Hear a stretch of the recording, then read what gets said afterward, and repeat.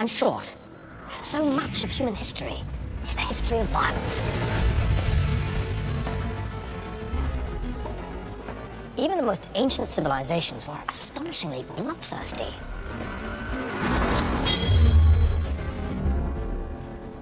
In medieval Europe, as in ancient Rome, torture was routine. Criminals were hanged or at least mutilated, and heretics, religious dissidents, were burnt at the stake or broken on a wheel. War was frequent, at times even incessant. The Crusaders killed up to 1 million Muslims and Jews. The Spanish Inquisition claimed another 350,000 lives. The English fought the French for 100 years when they weren't fighting the Scots, the Irish, and one another. Even the 17th century, the era of the scientific revolution, saw the 30 Years' War, which killed at least 3 million people. Yet the long-run tendency was for violence to diminish. There was the most amazing decline in the European murder rate, beginning around the 14th or 15th centuries, as the multiple feudal territories were consolidated into just a few kingdoms. Then, in the 18th century, men grew still less violent, the Enlightenment teaching them to empathize with one another, to imagine themselves as the victims of violence. True, men were murdering one another less, but they were still engaging in the most organized form of violence, namely war. Britain was at war for all but 12 years of the 18th century. The American War of Independence, for example, or the French Revolutionary Wars. Nevertheless, the Duke of Wellington's decisive victory over Napoleon at the Battle of Waterloo appeared to usher in a new era. Aside from the Crimean War, Britain fought no European war for a century. Of course, there were plenty of colonial conflicts and wars of unification, not to mention the American Civil War. Still, by the late 19th century, contemporaries felt that the trend was away from conflict and towards commerce. Inventions like Marconi's wireless were integrating the world economy as never before. And this first age of globalization seemed to imply a new era of peace based on economic self-interest.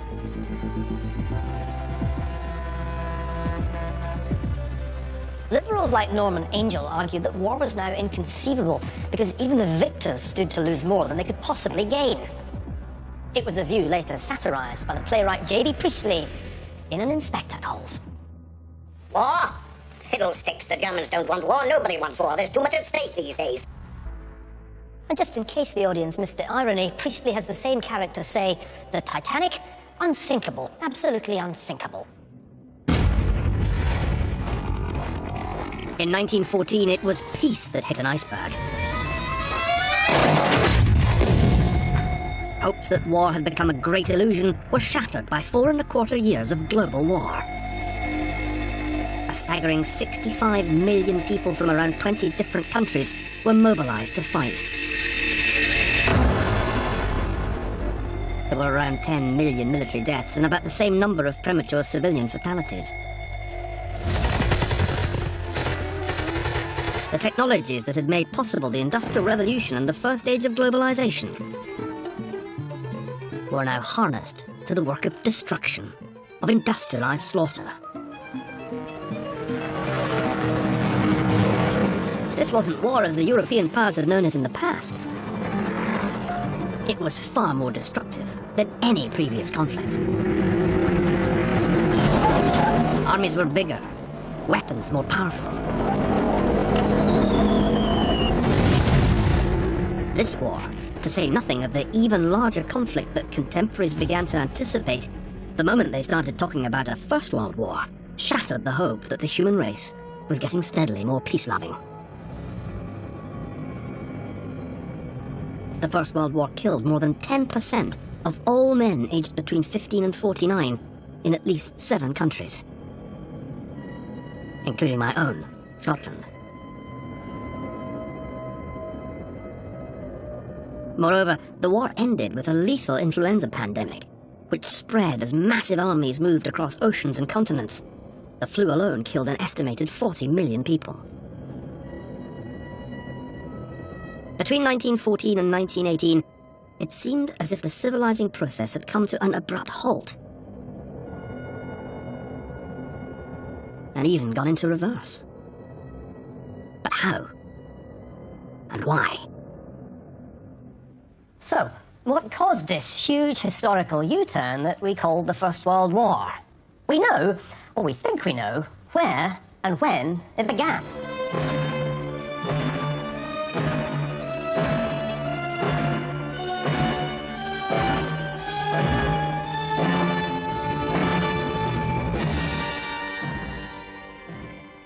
On June the 28th, everyone I think knows this, the Archduke Franz Ferdinand visited the town of Sarajevo in Bosnia. Bosnia is a... That was my hero, the great A.G.P. Taylor, lecturing about the causes of the First World War here on the BBC nearly 40 years ago. That lecture's a wonderful example of the way my profession works. Not long after any big crisis happens, the historians arrive on the scene, ready to piece together retrospectively the chain of causation that led to disaster, tracing the origins of the First World War back from the assassination of the heir to the Austro-Hungarian throne, to the Austrian annexation of Bosnia, and then back even further to whatever it was that caused that. Actually, most people were completely blindsided by the war when it broke out. Probably the best-informed people in the world, who were the bankers of the City of London, were paying much more attention to the danger of a civil war in Ireland. So how could a single assassination have such world-shaking consequences? After all, assassinations were pretty regular occurrences in those days.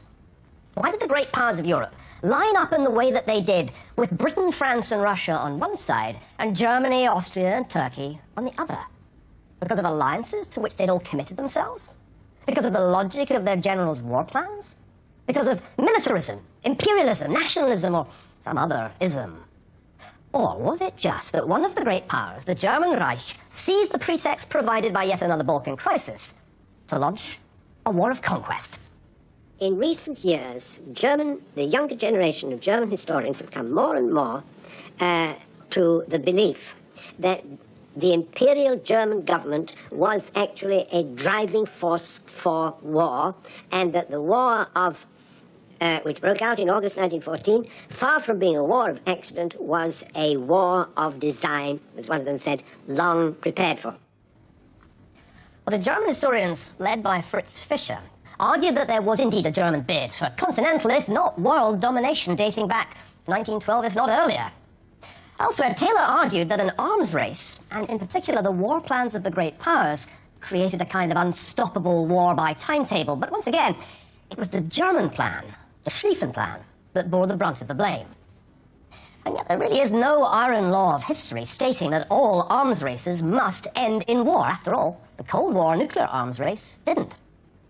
And what about the three isms, imperialism, militarism and nationalism? A pretty important part of the case against Germany is the idea that these isms were somehow more widespread in Germany than elsewhere. But were they?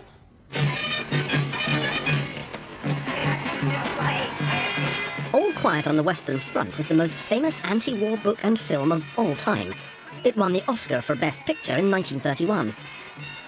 The elderly teacher, Professor Kantorek, personifies pre-war nationalism and militarism. It's Kantorek's jingoistic rantic that inspires his pupils to flock to enlist. But now, our country calls. The fatherland needs leaders. Personal ambition must be thrown aside in the one great sacrifice for our country. I'll go. I want to go. Count on me. But just how representative was Kantorek of German public opinion? This is still our perception of Germany in the years leading up to the war. An ultra-militarist society hell-bent on conflict.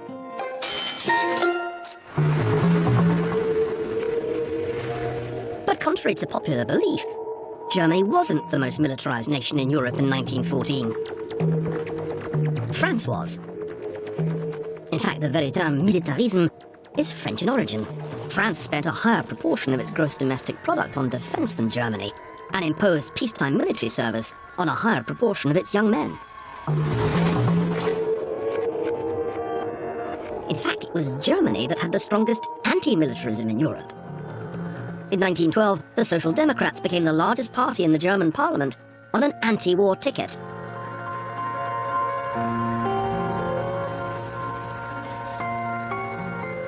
Indeed, in a whole range of ways, Germany in 1914 was among the most progressive countries in the world. This is Berlin's Boulevard.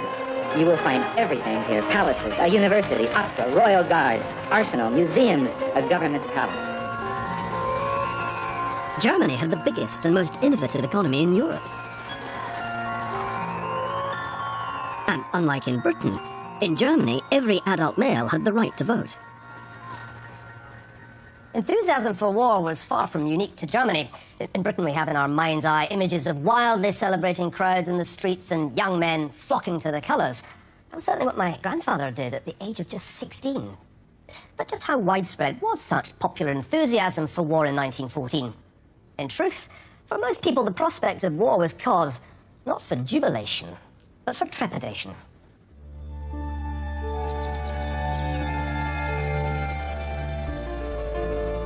As war broke out, the British Foreign Secretary Sir Edward Grey stood at a window in the Foreign Office, watching the lamps being lit as dusk approached, and famously remarked, "The lamps are going out all over Europe.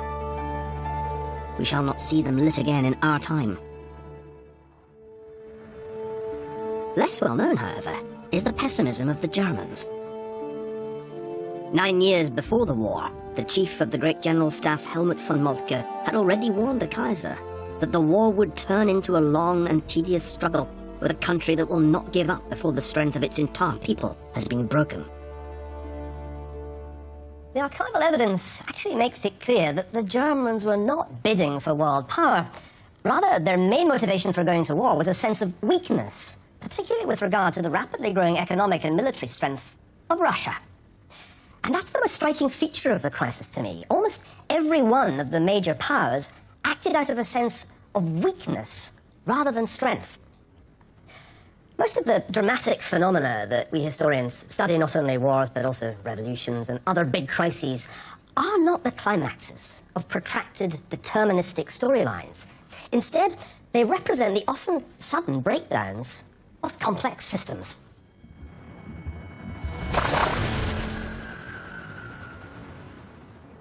To see what I mean, take a look at these paintings, which are my favourites in the New York Historical Society's collection.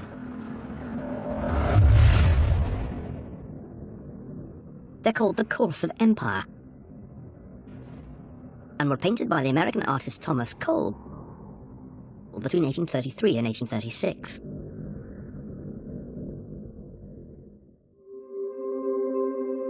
The world is transformed from the lush wilderness of the savage state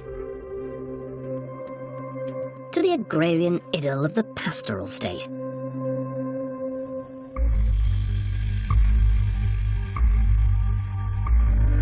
To the opulent citizen consumers of the consummation of empire.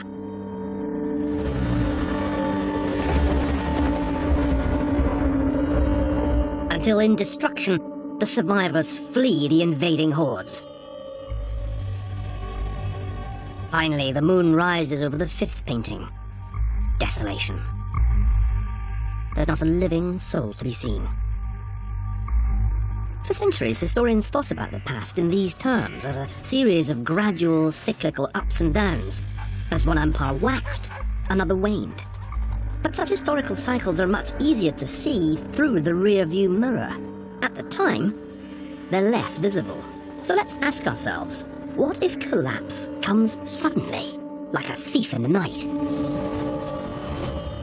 What if that's what happened to the international system in the summer of 1914? The world in 1914 was dominated by the great European empires, which controlled close to half its land surface and population, and an even larger share of its economy. At their hearts were big industrial and commercial capital cities, like London, Paris, Berlin, Vienna, and St. Petersburg. Yet, thanks to new communication technologies, these cities were able to rule over vast areas, as not only orders but also capital, people, and ideas were relayed around the world. By 1914, this international imperial order was a truly complex system, characterized by very high levels of interdependence. The problem is that at a certain crucial moment, even a small shock to such a system can produce huge, often unanticipated changes.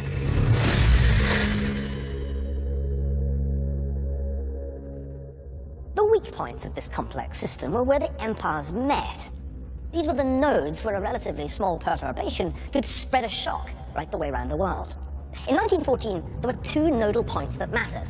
The first was the Balkans, where the retreat of the Ottoman Empire had created opportunities for Austria-Hungary and Russia to exert their influence over the weak nation-states of Serbia, Romania, and Bulgaria. The other nodal point was Belgium, the artificial half-French, half-Dutch buffer state set up after the Napoleonic Wars to impose some barrier on France's northward expansion. Now, the important thing about Belgium was that its neutrality in a war was guaranteed by a treaty signed by all the great powers in 1839. So, the assassination in Sarajevo was the butterfly that flaps its wings in the Amazonian rainforest and causes a hurricane on the other side of the world.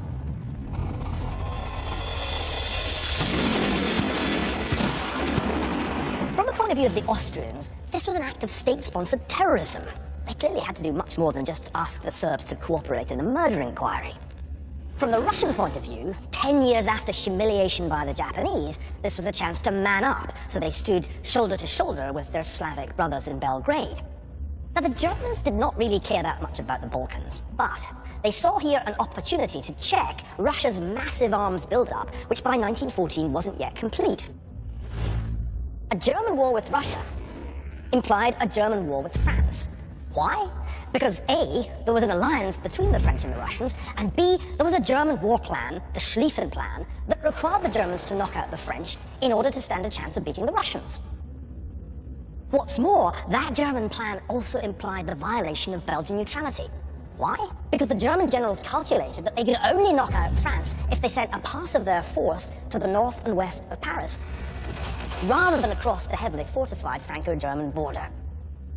All of this was more or less a predictable consequence, a chain reaction from the catalyst in Sarajevo. Indeed, maybe the surprising thing was that the war hadn't happened before. There was just one unknown quantity, and that was the biggest empire of them all, Britain.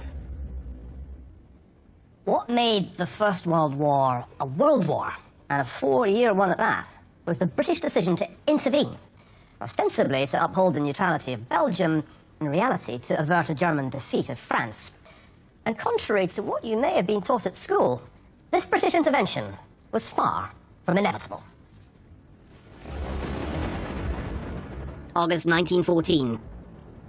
In Whitehall, ministers weigh the pros and cons of intervention in the war. The 2nd of August 1914 was a rather stuffy, thundery Sunday, and all the members of the cabinet would much rather have been down in the country. The Foreign Secretary, Sir Edward Grey, was a keen fly fisherman. He would rather have been casting for trout. The Prime Minister, Herbert Asquith, would have preferred to be sipping gin with his mistress, Venetia Stanley. Both men knew that Grey had privately committed Britain to support France in the event of the Continental War, but there was no formal alliance. They had not been able to commit the Cabinet or Parliament to the policy. The only person in the room who was truly happy was the First Lord of the Admiralty. But then Winston Churchill openly admitted to loving war. The anti-war elements in the cabinet looked to the radical Chancellor of the Exchequer, the Welsh wizard David Lloyd George. They were convinced that he would speak up against British involvement in the unfolding Continental War. Britain's decision for war in 1914 was the result not of grand strategy, but of low politics. What kept Lloyd George silent and ensured that the rest of the cabinet lined up behind Grey, Asquith and Churchill was the realisation that if they didn't, the Hawks would resign, the government would fall, and the Tories would be in. And the Tories were even more enthusiastic than Churchill for a war against Germany. If only those poor opponents of war sat round the cabinet table that day had been able to glimpse just a little of what lay in store for them, might they have acted differently? Well, we can't know for certain what might have happened if Britain had delayed intervening. Maybe the Germans would still have failed to break the French will to fight on. But I think the absence of a British expeditionary force would have been decisive. As in 1870, and as would happen again in 1940, even with British support, the French would have folded. After all, the opening 6 months of the war saw 500,000 Frenchmen permanently incapacitated, a shattering level of casualties. Without escalating British support, the war would have ended with a German victory in 1916, if not earlier. But then what? Well, the traditional answer to that question is that Britain would have suffered a disastrous loss of prestige and of power, not only would perfidious Albion have left the Belgians in the lurch, now a superpower Germany would be able to build naval bases on the Channel coast. And yet there's absolutely no evidence from the period before the British intervention that the Germans intended to establish a long-term presence in Belgium. Left to their own devices, might they not have focused on defeating Russia, which was in fact their main objective? Now remember not to confuse the two world wars here. For example, Eastern Europe's Jews would have been much better off under the Kaiser than under the Tsar. And if the Kaiser's Germany had used victory on the European continent to annex Belgium, would that really have posed a fatal threat to the mighty British Empire, covering as it did a quarter of the world, ruling not only the waves but also the international capital market? Britain would still have had the option to intervene when ready to do so. Could we not have bided our time to see how the continental contest turned out and to build up our land forces rather than throwing barely trained recruits at the German lines? When I reflect on all the young men whose lives were lost between 1914 and 1918, to say nothing of the horrendous cost of the war, I can't help feeling that the British cabinet made the biggest error in modern history on that sweltering summer Sunday. For British intervention in 1914 didn't just change the course and outcome of the war, it also changed the way the war was fought.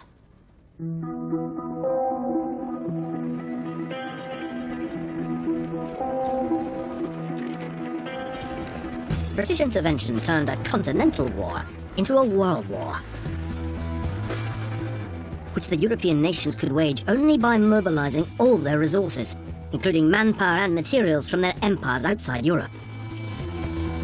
The result was bloodshed on an unprecedented scale. But what's often forgotten is that your chances of being killed depended a great deal on where you came from. In absolute numbers, the French, the Germans, the Russians, and the Austro-Hungarians lost by far the most men in the war. But if you put the figures in percentage terms, a very different picture emerges. Take the case of Britain and Ireland. Something like 6% of men aged between 15 and 49 lost their lives during the war. But that was by no means the highest percentage. In the case of France and Germany, the figure was above 12%. The same, by the way, goes for Scotland. But for Romania, it was 13%, and for the Ottoman Empire, 15%. And yet, by far the largest casualties in relative terms were suffered by Serbia, where around 23% of military-age men lost their lives. The contrast couldn't be more extreme between Serbia on the one side and the United States at the other end, where just 0.4% of military-age men were killed. This was a world war, all right, but where you came from significantly influenced your chances of surviving it. British intervention also ensured a step change in the way the war was conducted. It wasn't the tank, much less mustard gas, that inflicted most of the war's casualties. The technological innovations of this war were in fact far fewer than those of the Second World War. Beyond the railheads, horses still hauled the supplies. Men still fixed bayonets. The real change was in this.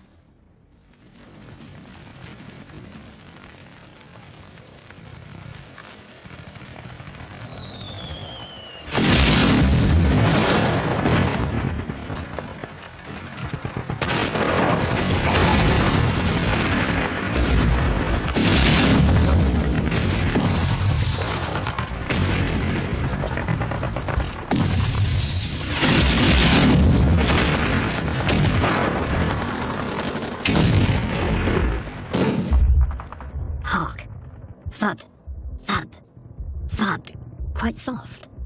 They never cease. Those whispering guns. Oh, Christ, I want to go out and screech at them to stop. I'm going crazy. I'm going to start staring mad because of the guns.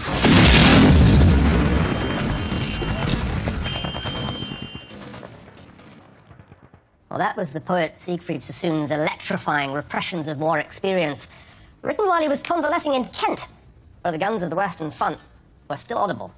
And you've just experienced the sight and sound of 20 seconds of artillery shell fire. On the 21st of February 1916, before the Battle of Verdun, the Germans fired 100,000 shells from 1,400 guns every hour for 10 hours along an 8-mile front. The Germans called it Trommelfeuer, drum fire. The overwhelming majority of casualties in the First World War were caused by such storms of steel and explosives. Never before in all of military history had so much firepower been unleashed. And this was because of the way Britain's intervention had turned what might have been a relatively short and mobile war into a protracted war of attrition.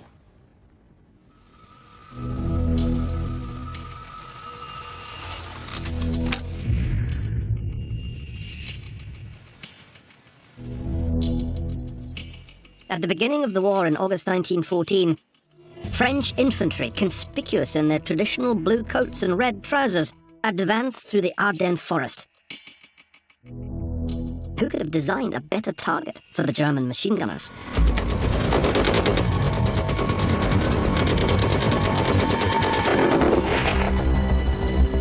In just one day, 27,000 Frenchmen died. But with the British Expeditionary Force helping to halt the German advance at the Battle of the Marne in September 1914, the war soon mutated from this into this. What distinguished the Western Front from the other theatres of war was the scale of the trenches and fortifications set up to protect troops from lethal hails of machine gun bullets and shells. The repeated efforts by both sides to launch frontal attacks seem like madness to us today. Perhaps that's why so much of the literature inspired by the war has focused on the psychological traumas it caused. Most famously, shell shock, the mental damage inflicted by artillery bombardments. Yet the truly remarkable thing about the First World War is that despite the terrible conditions, only a tiny minority of men suffered mental breakdowns, or for that matter, deserted. The reality is that most men coped with the hardship and the danger. Why was that? Well, it seems that the threat of being shot at dawn wasn't crucial. Because they were so static, the armies of the Western Front could build the infrastructure to give the frontline soldiers the things they needed to make war bearable. Regular leave, tolerably dry accommodation, alcohol, tobacco, hot food, entertainment, and even sex, thanks to the French system of maison tolérée. Yet that is a necessary but not sufficient explanation for why the First World War just kept on going. Another reason was the growth of mutual animosity, even hatred. Men who lost comrades to enemy snipers or shells were seldom forgiving. "We just looks on you as vomit," one Tommy told a cowering group of German prisoners. And this may be the key to understanding why the First World War broke the trend of declining violence in the Western world. This new kind of industrialized warfare seemed to strip away much of the hard-won civilization of the previous centuries, and to expose the fundamentally violent nature of the male of the species.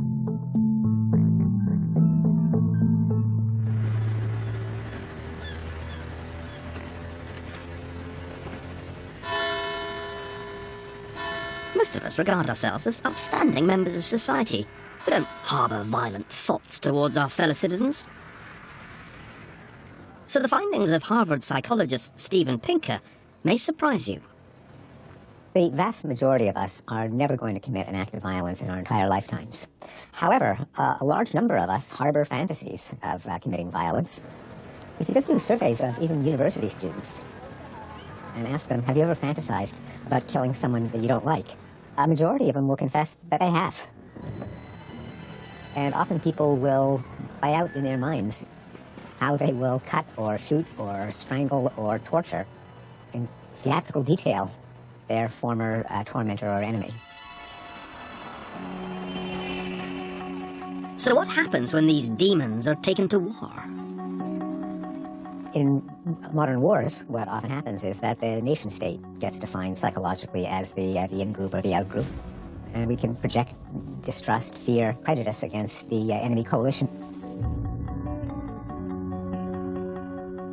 It's easy to demonize the other side. If the other side commits a harm against you or your allies, then it's natural to think that they are less than human, that they are evil, and that sets the stage for a willingness to retaliate and a belief that it's just.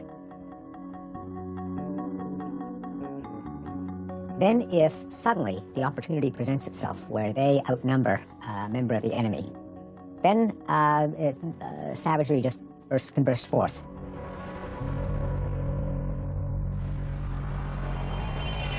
The founder of psychoanalysis, Sigmund Freud, called it the death instinct. What Freud is saying there is that under particular kinds of cultural and social conditions, quite suddenly the mask slips, and what is revealed is the most primitive forms of cruelty, aggression, and hatred, which Freud is saying is part of what we are, and we pay a great cost by not recognizing it. Literally 1 week, people could be neighbors, going to the shops together, and virtually the following day, because of a sudden imposition of an ethnic divide, they become other, and they become the hated enemy to be annihilated.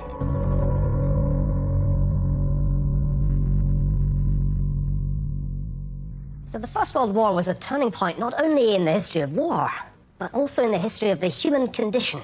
It seemed to shatter the illusion of human progress onward and upward, and to confirm the most pessimistic views of our nature. Ask yourself a simple question. Why, if the war was so appalling, did it keep going for so long? The answer is that men got very good indeed at killing one another. And yet, even as the death toll rose to dwarf all previous European wars, the weaker side stubbornly refused to give up.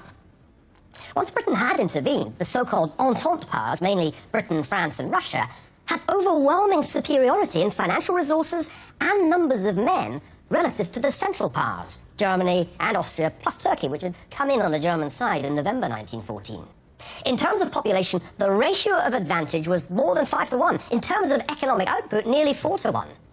The Entente Powers spent 2.5 times as much on the war, and yet it dragged on for 4.25 years. Why was that? One answer, as we've seen, is that industrialized slaughter was just much more tolerable than anyone before the war could possibly have imagined. But a better answer is that the Germans were able to compensate for their demographic and economic disadvantages by being better killers. If you judge military success by the philosopher Bertrand Russell's yardstick, maximum slaughter at minimum expense,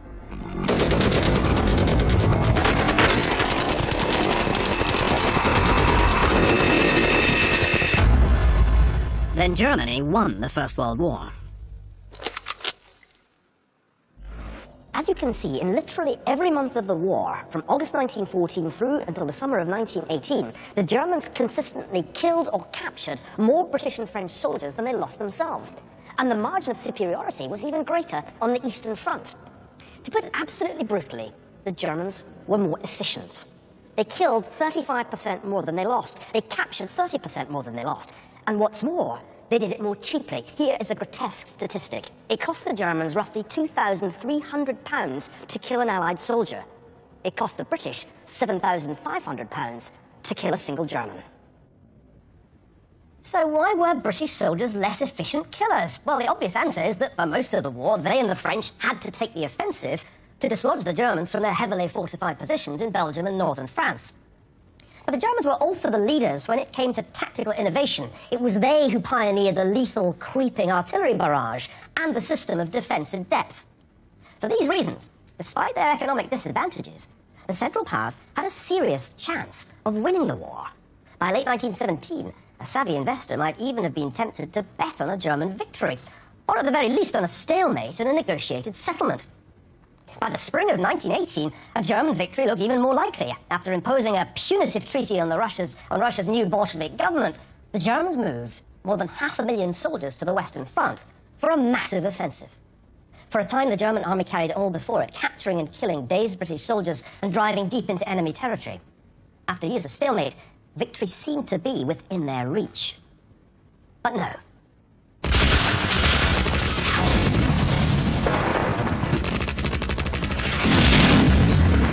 Just a few months later, in August 1918, the German army suffered what its commander admitted was its greatest defeat since the beginning of the war. On October the 4th, Germany was forced to request an armistice. Many Germans reacted to their defeat with incredulity and anger.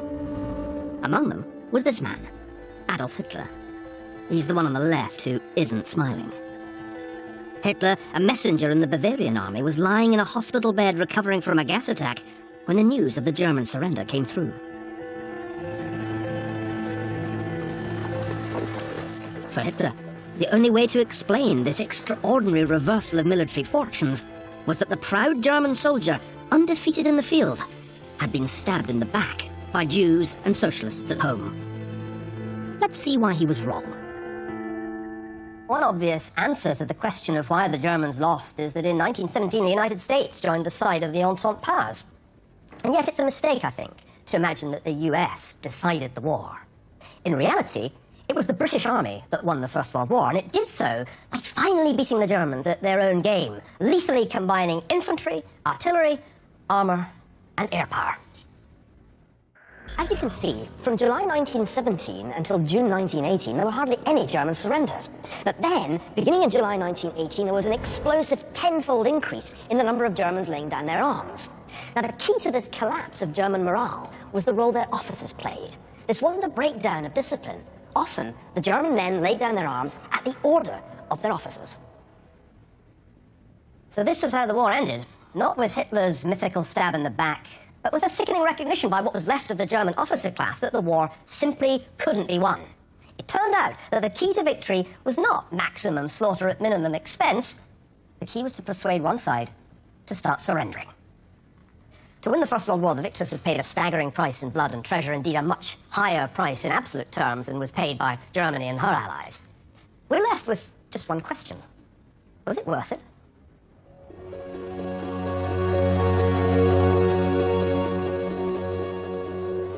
Imagine a country which has lost 22% of its territory, incurred debts equivalent to 135% of GDP, a fifth of it owed to foreign powers, where inflation and then unemployment have risen to levels not seen for more than a century, and which is in the grip of an unprecedented wave of strikes.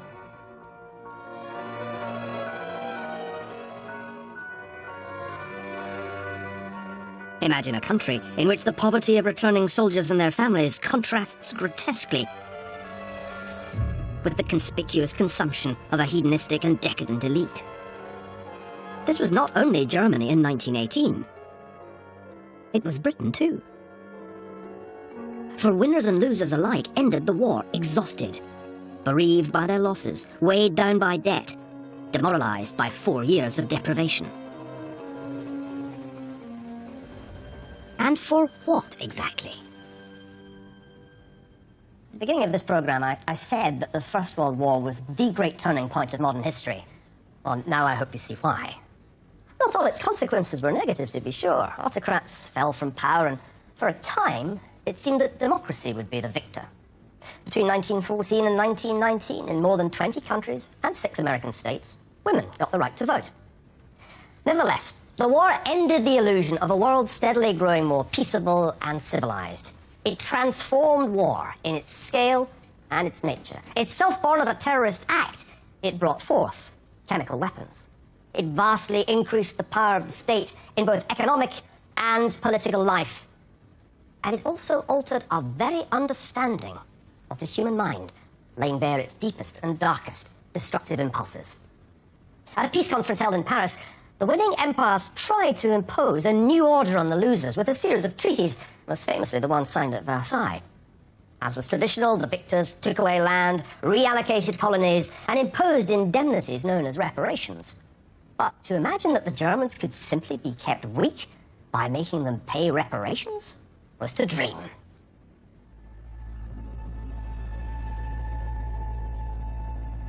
The war had been sold to the American public as the war to end all wars, and yet in the subsequent decades the violence was more or less unceasing. In the ruins of the Russian Empire, a civil war raged that claimed millions of lives. Meanwhile, in what was left of the Ottoman Empire, what had begun with the genocide of the Armenians continued with the ethnic cleansing of the Orthodox Greeks. In the Far East, in the Middle East, war raged on, long after the guns of the Western Front had fallen silent. Part of the reason the violence continued was that the war created opportunities for abnormally violent individuals to come to power. Without 4 years of slaughter, it's very hard to believe that a psychopath like Stalin could ever have come to rule over Mother Russia. But for the First World War, Hitler might have ended his days as an obscure postcard painter in Munich. It took the war to create two inhuman ideologies: Soviet socialism in one country and German National Socialism. It's always illuminating to think about what we historians call the counterfactuals, the what-ifs of history. What if the British cabinet had decided not to intervene in 1914 and to leave the French and the Russians to fight the Germans on their own? Would there have been even one world war, never mind two? And what would Europe look like today if the Germans had indeed won that limited continental war? Well, perhaps the answer is just a little bit like this. A Europe dominated by the German economy. What's more, the German Chancellor's proposal for a European customs union, which was one of Germany's stated aims after the war had begun, was to a remarkable extent an anticipation of our own European Union. Except, of course, that our EU is the product of peaceful integration, not war, and Angela Merkel is a lot less scary than Kaiser Wilhelm II. Well, Britain's decision to enter the war of 1914 wasn't merely tragic for the hundreds of thousands of British men who lost their lives. I believe it was a catastrophic error without which the era of totalitarianism couldn't have come about. This isn't to denigrate the sacrifice of the men and boys who laid down their lives for their countries. It's merely to suggest that we need to learn the right lessons from history. My grandfather was told he'd fought for civilization. That's actually what it says here on his victory medal. Really? Perhaps a more honest inscription would have been that my granddad fought for the balance of power to prevent Germany from dominating the European continent. Was that ever going to be stopped by brute force of arms? Well, I've now said my piece. It's time to hear some other views, and we're extremely lucky to have with us tonight some of this country's leading experts on the First World War. Gary Sheffield, I'd like to go to you first, if I may. Was Britain right to intervene in August 1914, given how limited its land forces at that point were? I think Britain really had no alternative but to go into the war in 1914, because I must say I fundamentally disagree with your view of the essentially benign nature of if a German victory had occurred. I think Britain went into war in 1914 for pretty well the same reason that it had fought a series of aggressive states in Europe, going back at least to the time of Elizabeth, including wars against Louis XIV of France, Napoleon, and of course later against Hitler, and pretty well for the same reason that Britain joined NATO in 1949, to stop one continental power gaining hegemony over Europe. I can buy that. Okay. I can buy that. But if you think of just one of those parallels you just drew, the one with Napoleon, Britain didn't immediately send large land forces to the continent in the case of revolutionary France and Napoleonic France. We waited, and we didn't actually deploy a large army until 1809, relying up until that point on financial and also on naval power. Can I go now to Hugh Strachan, if you'll forgive me? We'll come back to you, of course. Do you agree with Gary's point that Britain had no alternative? Would it really have been a catastrophe to have let the Germans win a limited continental war sometime after 1914? Why have you decided to call it a limited continental war? Well, tell me why it would have been unlimited. Well, it seems to me a war between major powers within Europe is inherently unlimited. The ambition for a limited war is Austria-Hungary's ambition for a limited war in the Balkans. But the fact that the war has widened by the time, or the incipient war has widened by the time Britain enters it, does change the complexion radically. And I think you've got to also take on board Britain's imperial position. You present Britain as widening the war because it's an empire. I would argue very forcefully that Britain is trying to limit the war because it's an empire. Germany wishes to widen this war beyond Europe. The Kaiser makes that very clear himself at the end of July 1914, saying that at least if there is to be war, then Britain must lose India. And it's then Britain's responsibility to try and narrow it, to try and contain it. That's exactly. Britain wants it to be a European war, not a world war. Let me go to David Reynolds now. David, you've thought a lot about these international historical questions. Was there an alternative strategy that Britain could have pursued that would have had a better outcome than the one that we saw? Well, the question, of course, is posed with hindsight, as you said. It's the hindsight of knowing that death toll and the fact that a war went on for 4 years. In terms of the decision that the Cabinet finally made, it seems to me that it did make sense in terms of the traditions of British foreign policy. I agree with you that there are various traditions here. This is a power that is dealing with the continent, it's dealing with a global sense and so on. But I do think that the issue for the Cabinet, which held it together, was not simply the question of are we going to let the Tories in or not? You mentioned Lloyd George in your presentation. Lloyd George agonises over the question of whether to come into the war. In September, he finally comes out publicly and says why he felt it was right that British should fight. Obviously, the kind of speeches made in September have an element of propaganda about them, but they reflected Lloyd George's strong personal opinions, and he said, we are now fighting against what he called the road hog of Europe. The Prussian Juncker is the road hog of Europe. He's driving, as Lloyd George put it, little 5'5" nations off the road, like Serbia, Belgium, and so on. Lloyd George had been a Welsh nationalist in the 1880s. He stood up for the Boers against the British in 1899, but now he felt that the British were essentially right on the issue of power politics, but also on the issue of morality. But David Stevenson, thinking about the imperial standpoint, did Britain have any alternative strategy in 1914 than to take what amounted to a huge risk to intervene in a land war for which it was in no way prepared? From the vantage point of 1918, it surely hadn't been very good for the British Empire. You're not making a moral or an ethical point. Of course, one can look at these 1 million dead and the pictures that you've shown us. One can say, how on earth could that have been justified? What could possibly have been sufficient to explain or to justify that level of sacrifice and suffering? But I don't think that's your starting point. Your starting point is a political point, that this was a mistake, this was an error, that, in other words, that choices existed and the bad choice was made. But what you miss here, I think, is where's the fundamental problem, is your comparison of a possible scenario of Europe settled on the basis of a German conquest and victory in 1915 as against the settlement that actually emerged in 1918. I think you're much too benign in your interpretation of what a Europe under German domination in 15 and 16 would have looked like. Your question, I think, has to be whether a Europe based on German military power, domination, vassal states, which is the language used in German terminology and planning documents, is that really like the European Union that we have today? However much you may disagree or dislike certain features of it, I don't think it is. I don't think it was a stable basis. David, I noticed as you were talking, Heather Jones, nodding when you said that a German victory would not have had such benign consequences. And that seemed a really crucial point. We're trying to imagine here a world that didn't happen, a world in which Britain doesn't intervene. Heather Jones, what do you think a German victory would have looked like, especially one that had come much earlier than the ultimate end of the war in 1918? What we're looking at is really a very ruthless occupation of Belgium. The invasion itself has been very ruthless. We have 6,400 Belgian and French civilians, women and children, quite young children, shot by the invading German troops. And the actual occupation which follows is also extremely ruthless. Civilians are deported to work in German war industries against their will. Women are deported from Lille to work on the German war effort. This kind of Europe that you're envisaging that the Kaiser's Germany would have created would have been something really quite oppressive. And in the East as well, in the Baltics, where we know that there's a very oppressive occupation as well. I mean, this is a Germany that goes to war where the parliament has no control over who is in government. Government is chosen by the Kaiser, where by 1916 we have a military dictatorship headed by the generals Ludendorff and Hindenburg. It's not a benign Germany. This was a very ruthless invasion from the start. It aimed at increasing German power. Germany wanted to become an empire, and it saw France and Britain as having achieved that. Just before we go to the audience, I can't resist getting a German perspective on this. John Jungklausen, speak for Germany.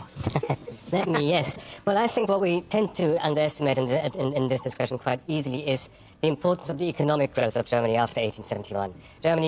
Germany's nationalism was not least bolstered by this extraordinary economic growth that the country experienced. The growth was such that it spurred a kind of nationalism on and let the Kaiser ride ahead. But I think had it been for a German victory early on, it would have been returned to a degree of economic sense, I think, a degree of what makes sense to grow the economy further rather than to oppress smaller countries. Well, this is the moment that I'm going to turn from the experts, I'll be back, to the audience. In 1914, the people who made the argument that I'm making were the people of the left. This might not have struck you yet, but the only people who strongly argued for non-intervention in 1914 were the far left of the Labour Party, and that indeed is one of the puzzles of the debate that we have these days about 1914. Almost nobody seems to want to make that left-wing case for non-intervention. Is there anybody here who buys the idea that Britain should have stayed out, or are you all convinced by the majority of the panel that we did the right thing to intervene in 1914? There's a lady there in a nice red jacket. Can I just say, I think the problem with your broad brush and drawing the relevance for today is you've actually done it with certain inaccuracies that our panel have pointed out. The first is the idea that if Britain hadn't gone in, it would have been a small-scale conflict, and that's been answered. The second is this preposterous, and you call it playful, idea that if Germany had imposed its customs union, it would have been like the EU. I mean, that I think is actually quite a damaging sort of argument and modern analogy to make. So, although I'm not against your counterfactual ideas and your popular interpretations, I think you must do it with a level of accuracy, dare I say. Well, of course, there's a very big difference between speculation and fact, and we can none of us say factually what would have happened if Britain had not intervened. In that sense, it's not about accuracy, it's about interpretation. And as for the parallel with the European Union, I said quite deliberately that that was playful, but it's designed to make us think. After all, are you telling me that Germany doesn't dominate the European Union? Tell that to some Greeks. I think it's actually rather irresponsible of you to be playful about, dare I say, a serious subject, you know? Why is it irresponsible to ask a question about whether it was worth the United Kingdom fighting for 4.5 years, sacrificing hundreds of thousands of lives, if the net result is not profoundly different from the one that we've ended up with? I mean, that fundamental question, was it worth fighting to resist German domination of the European continent, doesn't seem to be facetious at all. It seems to me highly relevant today.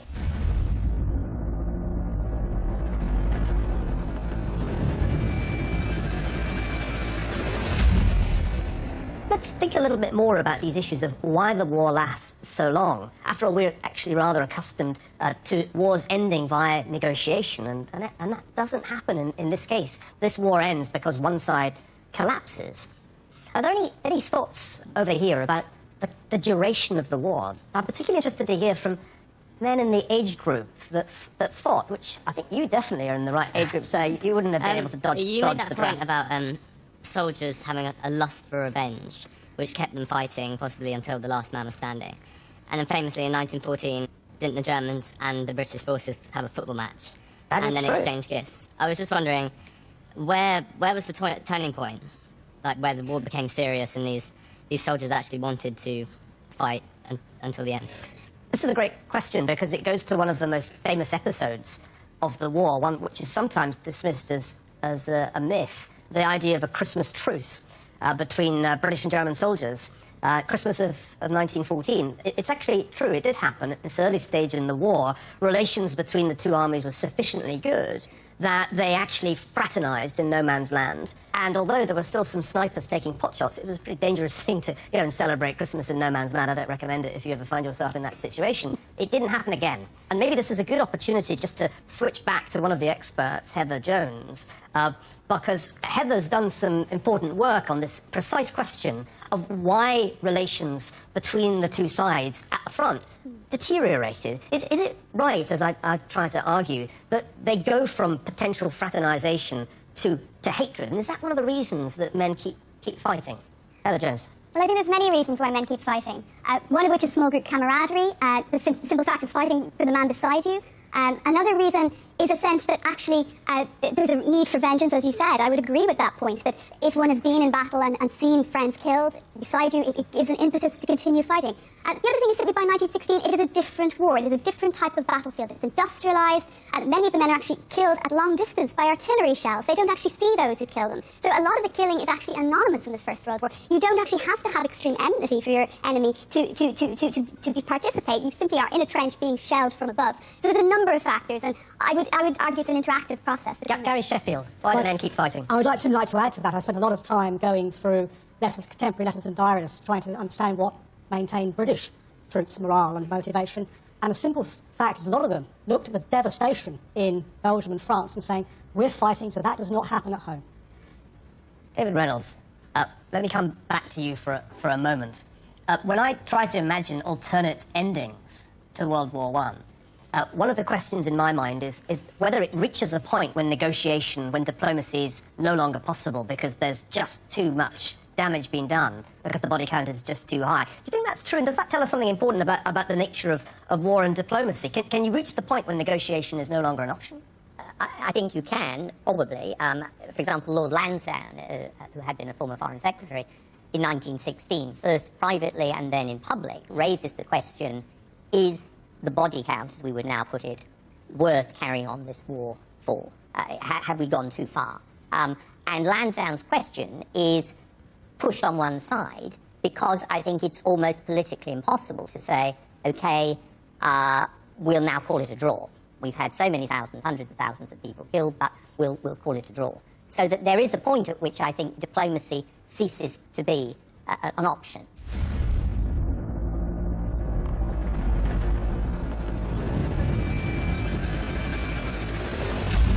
It's not clear how the war is going to end until really quite late in the day. The Germans still have, at least in their own minds, a realistic chance of winning.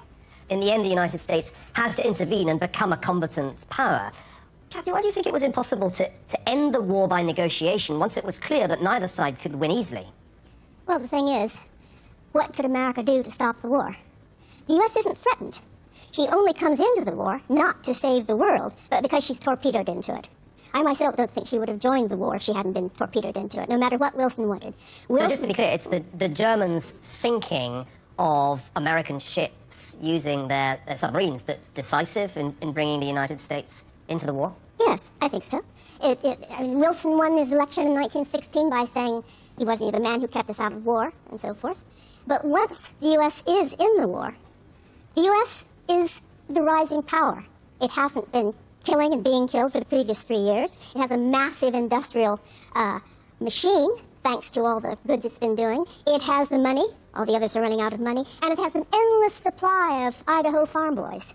It provides morale, as well as manpower, money, and armaments. And so therefore, when you're in that sort of position, Wilson says, now that they're financially in our hands, they'll have to do what we want to do. I was going to go to Gary Sheffield at this point and say, what do you think the American role was, not only in terms of the diplomacy, but perhaps more importantly in terms of the fighting in the final phase of the war? Was it decisive? On the United States' contribution to victory, I'd agree with Cathy. I think actually their morale impact is huge, both in boosting British and French morale and depressing that of the Germans, who suddenly realise there's a couple of million men coming in the field. That's too many, to quote a German soldier at the time. The war came to an end when the British Army, and you put the stress on the British Army, raised its effectiveness and was able to match the Germans and overmatch them at their own game. Now, I think what should be clear from the way the discussion is going is that you need to see that in the context of American intervention.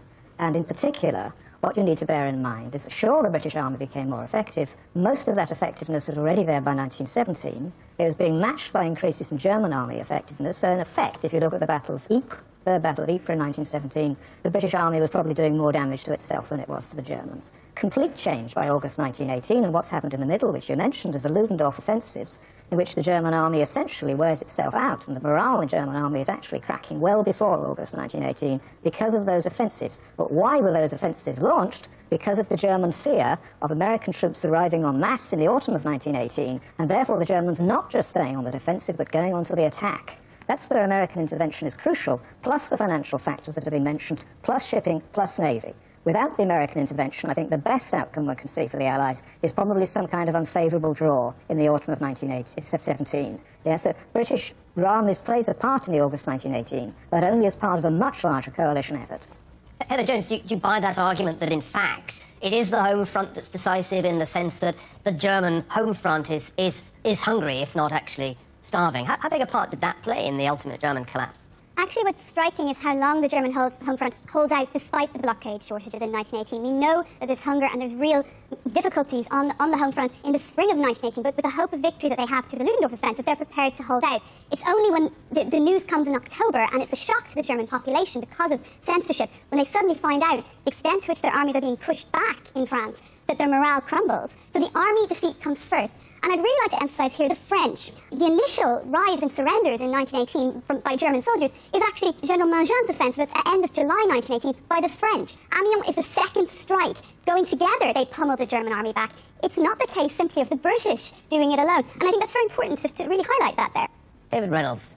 There is a real debate in the autumn of 1918 about whether to go for an armistice with the Germans, to allow them to accept that, or whether to push on as Foch, for example, the French Marshal would want to do, push on into Germany. And that's a question where the issue is being weighed up against a clear-cut victory in which the Germans are seen to be defeated on their own soil, against the extra tens of thousands of men that would die if we did that, and how would we justify that at home? We know from military historians that they very much had lost, and that's exactly why they sought an armistice. Heather Jones. Ludendorff and Hindenburg realised the war is lost militarily, so they turned to the civilian politicians from the more liberal parties in the Reichstag who've wanted democratic reforms in the Kaiserreich for a long period of time, who in fact supported the war only as a way of getting leverage to get those reforms.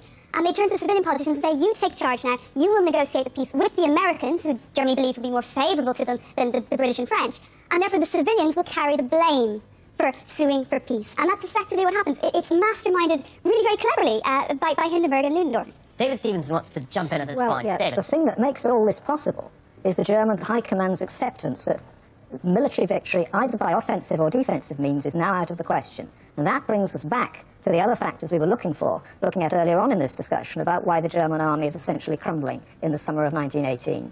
Yeah, which is partly for the reasons you outlined, British military achievement, but also American and French contributions to that are indispensable, which is partly why the war had to be ended in a compromise.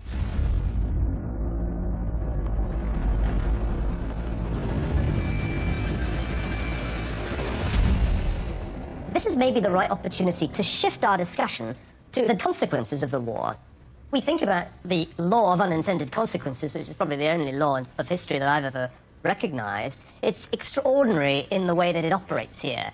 Nobody in 1914 really sets out to blow up the Austro-Hungarian Empire, to blow up the Ottoman Empire. Nobody really sets out to drastically alter the nature of political systems all over Europe, including Germany and Russia, and yet that's the end station, a fundamental redrawing of the European map.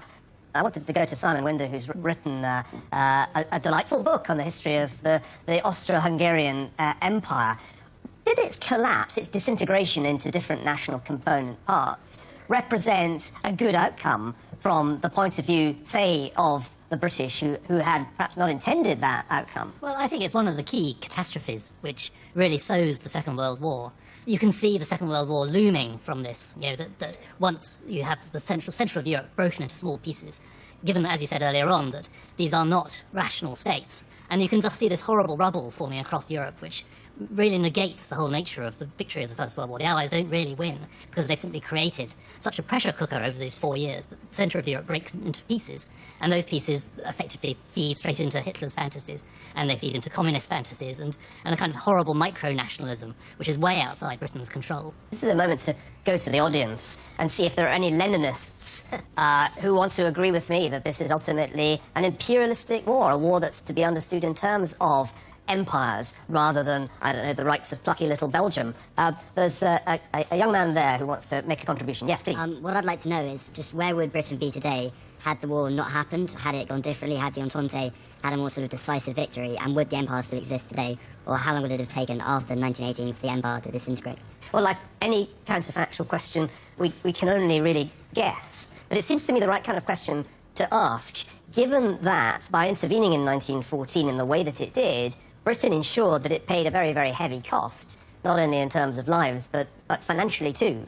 And my position would be that at the end of it all, by the time you get to the armistice in November 1918, the British Empire may be bigger, it ends up being bigger on paper because it acquires territory from its defeated rivals, but it's much weaker, because if nothing else, it's lost an extraordinary number of skilled young men, and perhaps more importantly, it's saddled itself with an absolutely massive debt that makes it very difficult for Britain subsequently to deal with the return of the German challenge. So my answer to that question is, in many ways, that by intervening in 1914, the British Empire ends up hurting itself more than it strengthens itself. Now, I'm absolutely sure there are members of the panel who'll take a very different view. Maybe we should just think about it in terms of imperial interest. Gary Sheffield, is the British Empire strengthened or weakened by its intervention in 1914, do you think?